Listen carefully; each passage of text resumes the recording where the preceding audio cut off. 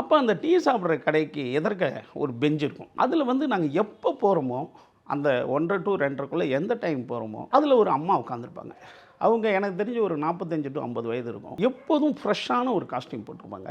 குறிப்பாக அதில் வந்து மஞ்சள் சிகப்பு கலந்துருக்கும். ரொம்ப மங்களகரமாக லட்சணமாக இருப்பாங்க. நெத்தியில் எப்போதும் அழகான பொட்டு வைத்து ரொம்ப மங்களகரமாக இருப்பாங்க. பக்கத்தில் ஒரு சின்ன ஒரு பேக் வச்சுருப்பாங்க, ஹேண்ட் பேக் வச்சுருப்பாங்க. அவங்க கையில் எப்போதும் பார்த்திங்கன்னா ஒரு கந்த சஷ்டி கவசம் இருக்கு இல்லைங்களா, ஒரு 30 பக்கம் 20 பக்கம் உள்ள ஒரு கைக்கு அடக்கமான ஒரு புத்தகத்தை எப்போதும் படிச்சுக்கிட்டே இருப்பாங்க. இப்போ நானும் என் நண்பரும் டீ சாப்பிடும்போது அவங்கள கவனிச்சுக்கிட்டு இருப்போம். ஆனால் அவங்க யாரையுமே பார்க்க மாட்டாங்க.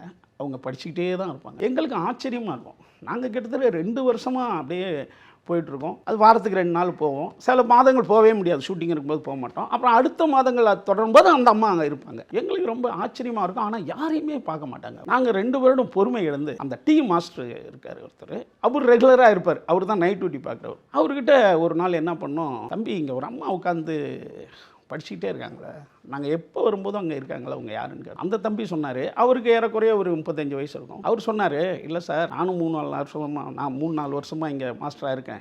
நான் வந்து ஒரு 11 மணிக்கு மாஸ்டராக வருவேன் நைட்டு. அதுக்கு பிறகு ஒரு அரை மணி நேரம் கழிச்சு அந்த அம்மா வருவாங்க. அல்லது சில நேரங்களில் எனக்கு முன்னாடியே வந்து உட்காந்துருப்பாங்க. எங்கள் கடைக்கு அவங்க 40 ரூபாய்க்கு டெய்லி வியாபாரம் பண்ணுவாங்க. 2 வாழைப்பழம் ஒரு டீ அந்த மாதிரி, அதாவது ஒரு 40 ரூபாய்க்கு வியாபாரம் பண்ணுவாங்க சார். அதுக்கு பிறகு அவங்க உட்காந்து படிச்சுக்கிட்டே இருப்பாங்க சார். நாங்கள் சொன்னோம், என்னப்பா உன் டீ கடை எதிர்க்க அதுவும் 10 அடிக்கு ஆப்போசிட்டில் உட்காந்துக்கிட்டே இருக்காங்க ஒரு அம்மா, அவங்க யார் என்னான்னு நீ கேட்க மாட்டியா, அல்ல கேட்கக்கூடாதா அப்படின்னோடனே டீ கடை மாஸ்டர் சொன்னார், சார் அவங்கள்ட்ட நான் ஒரு விஷயத்தை கேட்டு அந்த அம்மா தீர்க்க முடியாத ஏதாவது ஒரு சோகத்தை சொல்லிட்டாங்கன்னா அந்த சுமையை வந்து நம்ம நெஞ்சில் சுமக்க முடியாது சார். அவங்க பார்க்கும்போதெல்லாம் அந்த சுமை இருந்துக்கிட்டே இருக்கும்.